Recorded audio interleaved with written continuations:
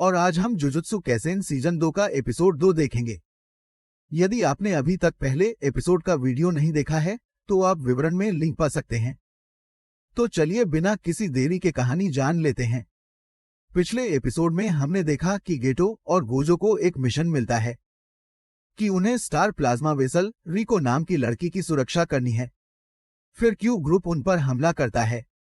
फिर हम देखते हैं कि गेटो अपने लिए चाय बनाता है और वह उसी कमरे में था जहां विस्फोट हुआ था। यहां रिको और उसकी केयरटेकर सोफे पर बेहोश पड़ी थी, जबकि क्यू सिपाही कोकुन जिसने विस्फोट किया था गेटो से माफी मांग रहा था क्योंकि गेटो की आत्मा ने उसे फंसा लिया था और वह कोकुन को चूमने की कोशिश कर रहा था। कोकुन गेटो से कहता है कि वह अभिशाप ऊर्जा का उपयोग करना बंद कर देगा और वह खेती करने के लिए अपने गांव वापस चला जाएगा। लेकिन गेटो दिखावा करता है कि उसने कोकुन की बातें नहीं सुनी। अब कोकुन को गुस्सा आ गया और उसे बताते हैं कि उनके क्यू ग्रुप का सबसे शक्तिशाली सैनिक बियर भी यहां आया है और वह उसे अच्छा सबक सिखाएगा। तभी गेटो के मोबाइल पर एक मैसेज आता है जिसमें गोजो ने उन्हें एक फोटो भेजी थी। गेटो यह फोटो कोकुन को दिखाता है जिसमें गोजो ने पहले ही बियर को हरा दिया था। अपने सबसे शक्तिशाली सदस्य की हार के बाद क्यू ग्रुप बंद हो गया है। फिर हमें एक नाव दौड़ का मैदान दिखाई देता है जिसमें तोजी फुशिगिरो बैठे हुए थे, जिसे जादूगर हत्यारा के नाम से भी जाना जाता है। कोंग उसकी तलाश में यहां आता है। तब तोजी ने उसे बताया कि वह दौड़ में पैसा निवेश करने आया था, जबकि उन्होंने अभी तक एक भी बाजी नहीं जीती है। कोंग तोजी को उनके काम की याद दिलाता है कि उसे स्टार वेसल को मारना है, जिस पर तोजी कहते हैं कि वह कभी भी गोजो को बराबरी की लड़ाई में नहीं हरा सकते, इसलिए उसने वहां कुछ गुड़े भेजे हैं। गोजो उनसे लड़ते लड़ते थक जाएगा और फिर वह हमला करेगा। इसके बाद तोजी रेस में लगाए गए पैसे हार जाता है। कोंग उसे जुए पर कम ध्यान देने की सलाह देता है और जाने से पहले वह तोजी से पूछता है मेगुमी कैसी है, लेकिन तोजी को याद नहीं है कि मेगुमी कौन है। यहां होटल में गोजो और गेटो एक दूसरे से चर्चा करते हैं। उन्हें इस बच्ची को अस्पताल ले जाना चाहिए या नहीं, और यह भी कि मेरी इच्छा है कि वे रिवर्स शार्प तकनीक का उपयोग कर सकें, बिल्कुल शोको की तरह, जिससे घायल व्यक्ति ठीक हो जाता है। लेकिन शोको उन्हें वह तकनीक नहीं सिखा सका। इस बीच रिको को होश आ जाता है। वह देखती है कि गोजो ने उसे अपनी गोद में उठा लिया है। वह भी उसे गूढ़ा समझती है और उसे थप्पड़ मारती है और दोनों लड़कों को उससे दूर रहने को कहता है। गेटो ने उसे समझाया कि वे उसकी रक्षा के लिए आए हैं, लेकिन रिको उस पर विश्वास नहीं करता और कहता है कि तुम झूठे लगते हो। दोनों रिको को धमकाने लगते हैं। तभी उसकी केयरटेकर मिसाटो यहां आती है और रिको को समझाती है कि ये लोग उसके पक्ष में हैं। रिको देखता है कि मिसाटो शाप पर बैठा था। गेटो बताते हैं कि यह उनकी तकनीक है, अभिशाप हेरफेर, जिसकी मदद से वह शापित आत्माओं को अवशोषित और नियंत्रित कर सकता है। गोजो उसे बताता है कि यह लड़की वैसी नहीं है जैसा उसने सोचा था।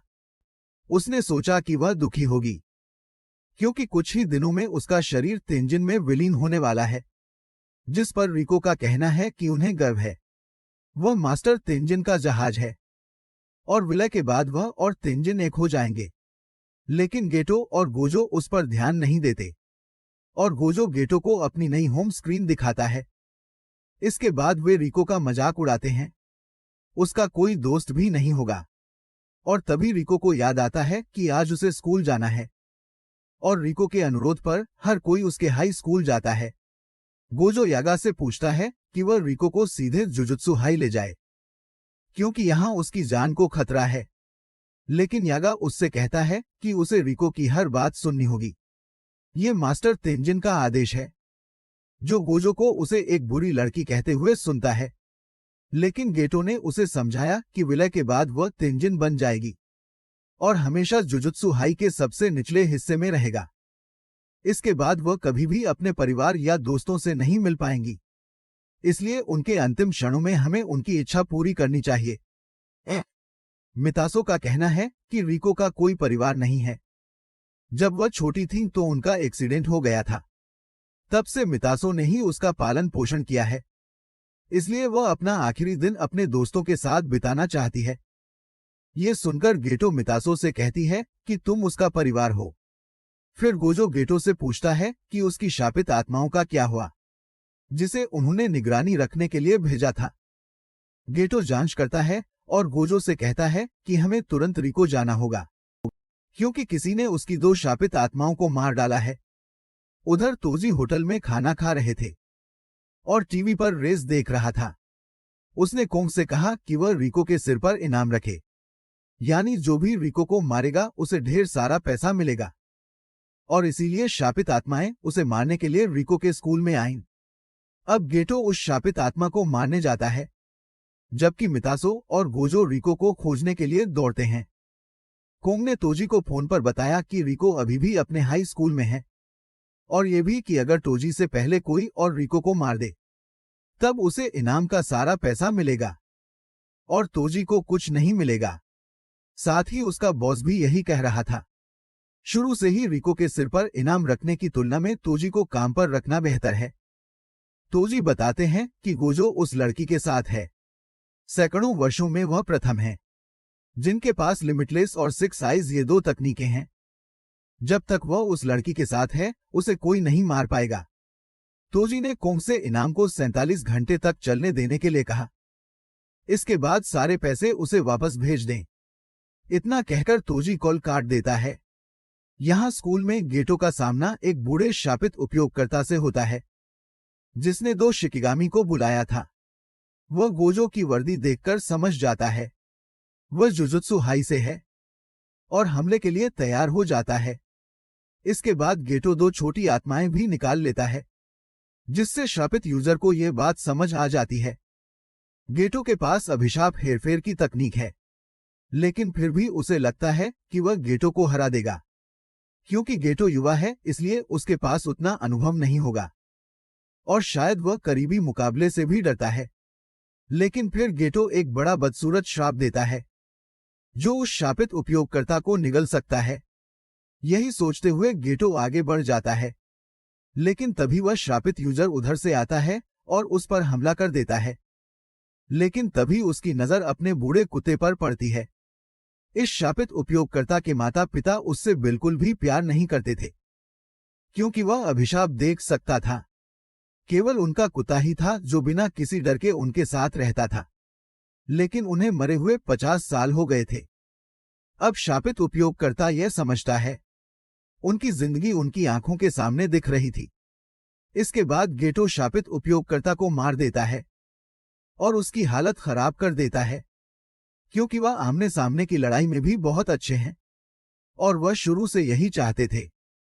अब गेटो ने उससे यह पूछा वह किस गुट से आए हैं, क्यों या टाइम वेसल एसोसिएशन। यहां गोजो सीधे रिको की संगीत कक्षा में जाता है और बाकी लड़कियों को गोजो से प्यार हो जाता है। पहले तो उन्हें लगा कि वह रिको का बॉयफ्रेंड होगा, लेकिन रिको बहाना बनाती है कि वह सिर्फ उसका चचेरा भाई है। वह गोजो से अपना चश्मा निकालने के लिए कहती है और गोजो भी सभी को पोज देने लगता है। उनकी टीचर भी गुपचुप तरीके से गोजो को अपना नंबर दे देती है। फिर गोजो चुपके से रिको को ले जाता है और चला जाता है।